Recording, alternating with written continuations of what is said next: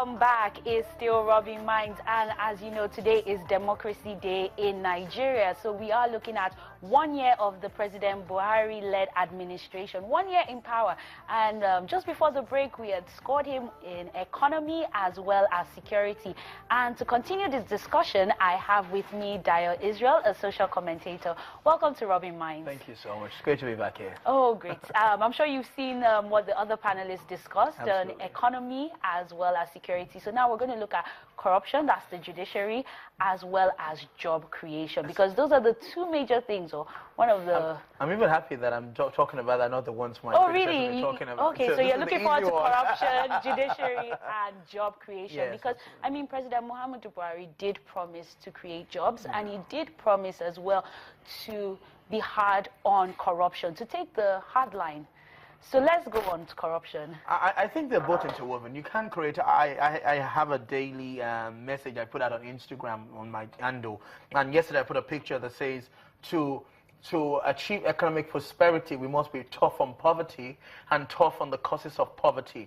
Now, for us... So you're saying treat the symptoms as well as the root cause. Yeah, so if we're going to talk about economic prosperity and fight poverty, we're going to not just be tough on poverty, but on the causes of poverty. And so that's what I think, you know, I'm hopeful that that's what the president is doing from the body language, you know, Nigerian time, that we see. So in one angle, I see that the president is fighting corruption, is retrieving our money back, as I said. Yes, there are challenges in the economy, you know, right now, because they're trying to lay a new foundation. And it's like starting any business. When you're trying to start a new business, there are a lot of things that you need to put in place. Problems. You can't expect to eat your profits immediately. It's not going to happen immediately. So let me give you an example. Somebody has just signed a new MOU to build Fort Mainland Bridge. That is going to create, you know, God knows, 100, 1,000 jobs. They're starting this Dangote new factory, this new project they're commissioning here and there. Refinery. So they're building a system in place that would help us create jobs on the long term. So they might not have met the target of 3 million per year in the first year.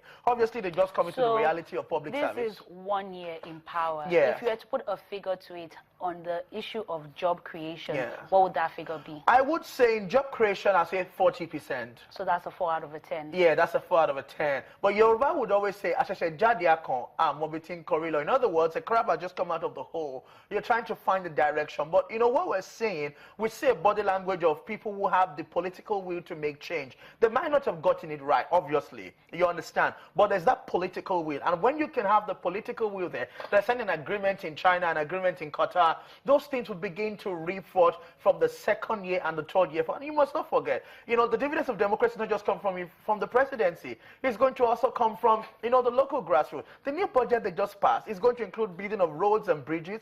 You know, this is also going to create some more jobs into the economy. So in terms of job creation and fighting poverty, I think they're making progress. Of course, in corruption, you know. So let's take that. So do you think it's a question of things are going to get worse before they get better? Because if you're following the discussion earlier on, they're saying that the poor man is poorer. You know, things have gotten harder. People are losing their jobs. People have lost jobs. The economy is in shambles. Look at the Thatcher But you are era. saying that this is just the beginning of something that's going to be great. Yes.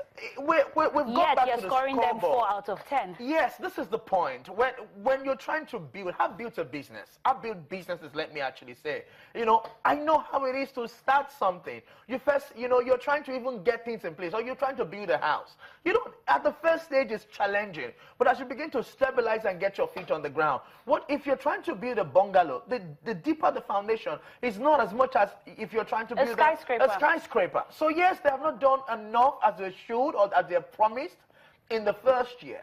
But you're positive that in the second, third, and fourth year, we're going to reach this. Because we have seen the foundation of what they're laying.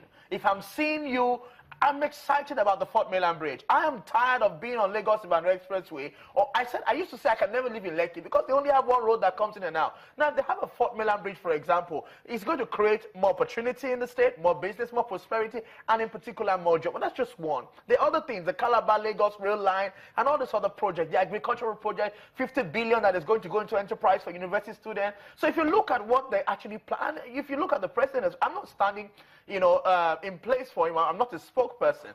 But if you look at the administration, we have a sense of belief that they'll be truthful and prudent with their spending.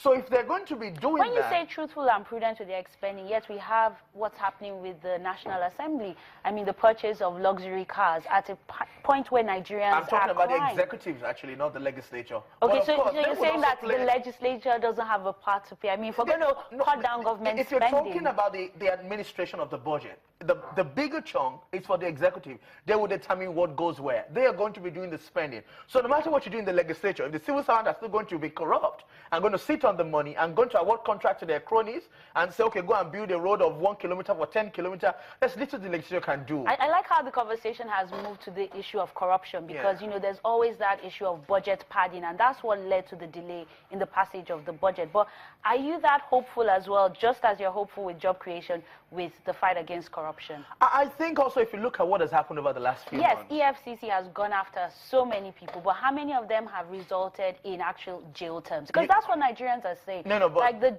justice I don't want to process dance is to the too long. gallery. I don't want to dance to the gallery. The reality is, if we can do plea bargain and get out what is all, it's not. Sometimes it's not just about, you know. So it's okay. The We can let them go. and, Let them you know, return the money. Yes, if we have to do that and save ourselves time and be able to pull those money into the But economy. if we're doing the plea bargain, doesn't that send a message to people that you can steal, but you return the money and you go The scot-free? president said when he was coming in, I would only do that. I would not return those who have already. But anybody who tries to steal now is going to have to pay the price. But those who have, you know, had the grace to steal in the past, you know, let's settle all the scores. Let's deal with them so that we can move on. But you must now know that a new sheriff is in town. You can't go out and expect to steal. Do you think if the president made public the names of all these thieves, it will make a huge difference? Or you think the plea bargain should just cover that? Africans don't have shame. How many times have they put names in Punch newspaper of people who are owing banks? Does that reflected in anything really serious?